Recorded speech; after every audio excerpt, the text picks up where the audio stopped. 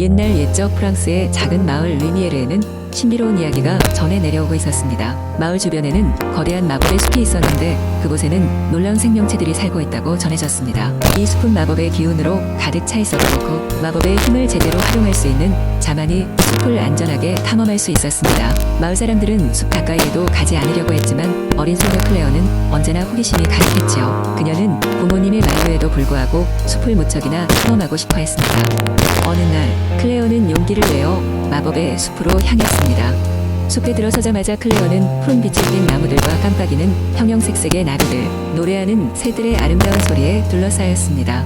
그러나 클레어가 그토록 궁금하던 숲의 비밀은 그녀가 예상하지 못한 것이었습니다. 숲 깊은 곳에서 클레어는 오래된 책을 발견했습니다. 책은 고대의 마법과 똑같은 상징들로 장식되어 있었고 그녀가 책을 펼치자마자 기묘한 일이 일어났습니다.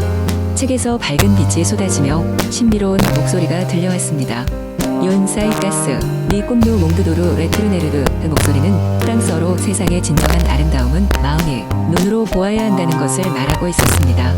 클레어는 자신의 주변 세계를 더 깊이 이해하고 바라보라는 메시지를 깨달았습니다. 그 순간 그녀는 자신의 내면 깊은 곳에 잠들어 있던 마법의 힘을 깨닫게 됩니다. 그 힘은 사랑과 이해로 세상을 바라보는 능력이었고 그것을 통해 클레어는 숲의 모든 생명체들과 소통할 수 있게 됩니다. 클레어는 마을로 돌아와 자신이 경험한 이야기들을 사람들과 나누며 마법의 숲이 가진 진정한 힘을 전파했습니다. 그 이후 리미에르 마을의 사람들은 숲을 두려워하기보다는 경외의 눈으로 바라보게 되었고 숲과 공생하며 살아가는 법을 배우게 되었습니다. 사람들은 클레어의 이야기를 통해 마음의 눈으로 세상을 바라보는 법을 배우며 그로 인해 마을은 평화와 조화를 이루게 되었습니다. 수세기가 흘러도 클레어와 마법의 숲 이야기는 아름다운 전설로서 프랑스 전역에 전해졌습니다. 그리고 오늘날에도 르미에르 마을을 찾는 이들은 그 신비로운 숲을 방문하며 클레어가 발견한 세상의 진정한 아름다움을 느끼게 됩니다. 두 번째 이야기. 옛날 옛적 프랑스의 한 작은 마을 근처에는 울창한 우브르 숲이 있었다. 그 숲은 짙은 녹색으로 뒤덮여 있었고 신비로운 기운이 감돌았다. 마을 주민들은 숲 깊숙이 들어가지 않았다. 길을 잃거나 숲의 마법에 홀려 돌아오지 못한다는 전설이 전해지기 때문이다. 그러나 그 숲에는 특별한 비밀이 숨겨져 있었다. 그것은 바로 오직 가슴이 순수한 자만이 찾을 수 있다는 마법의 거울이었다. 이 거울은 사용자의 가장 깊은 소원을 들어주는 힘이 있다고 알려져 많은 사람들이 찾고자 했지만 거의 아무도 그 비밀을 밝히지 못했다. 어느 날 마을에는 클레어라는 젊은 소녀가 살고 있었다. 클레어는 꿈 많고 호기심 넘치는 아이로 항상 모험을 꿈꾸곤 했다. 그녀의 부모님은 클레어가 다른 곳으로 나가지 않도록 주의를 주곤 했지만 그녀의 호기심은 그치지 않았다. 숲에 대한 이야기를 들을 때마다 클레어는 그 비밀을 밝히고 싶은 마음이 간절해졌다.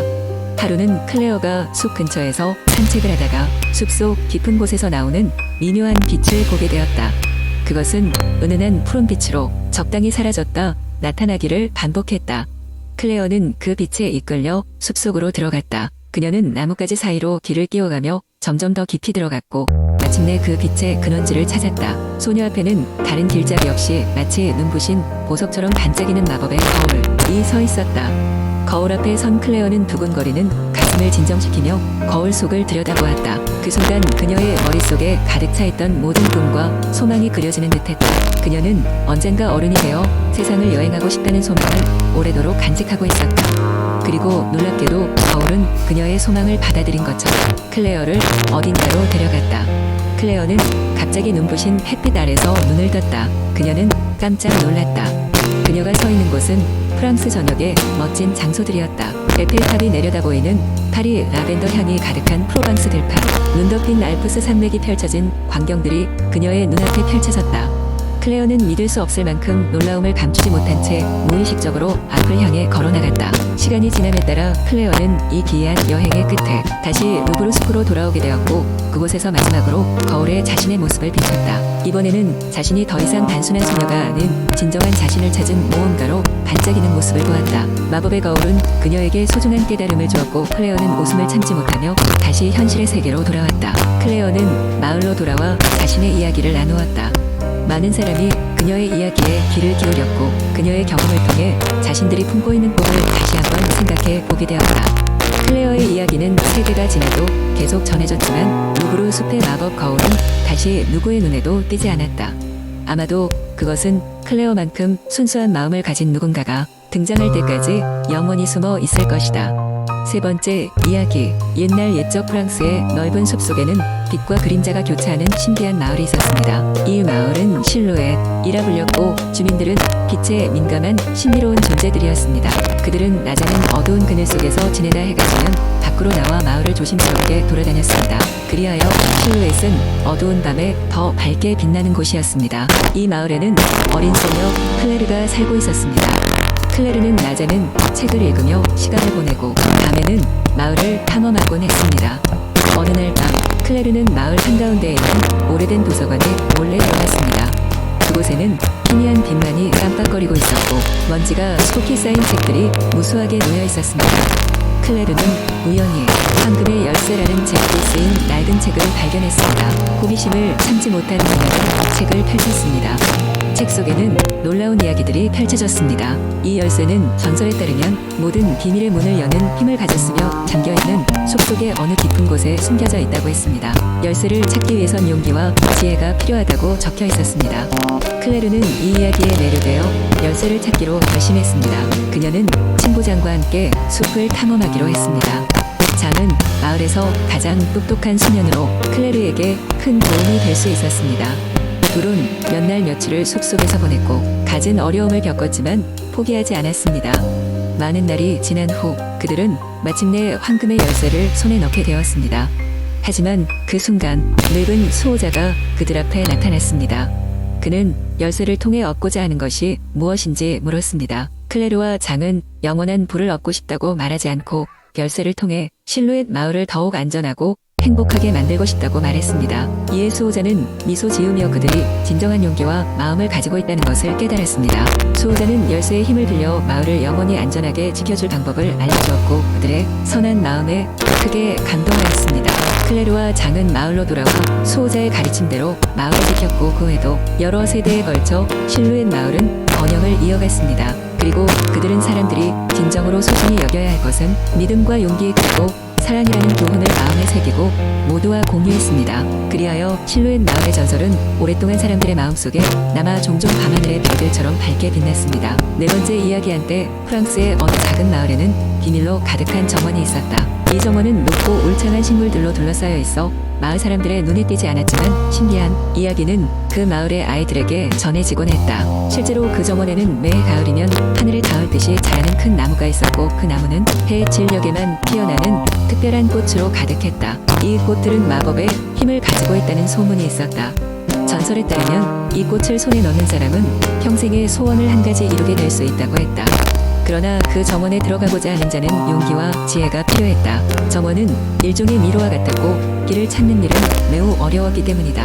마을에는 장이라는 이름의 용감한 소년이 살고 있었다. 장은 어려운 가정 환경 속에서도 긍정적이고 도움을 잘 주는 아이였다. 그는 밤 되면 주로 할머니로부터 듣는 전설 속 이야기들을 믿지 않았다. 그러나 할머니는 늘 장에게 말했다. 언젠가 내가 이 정원의 비밀을 풀게 될 날이 올 것이다.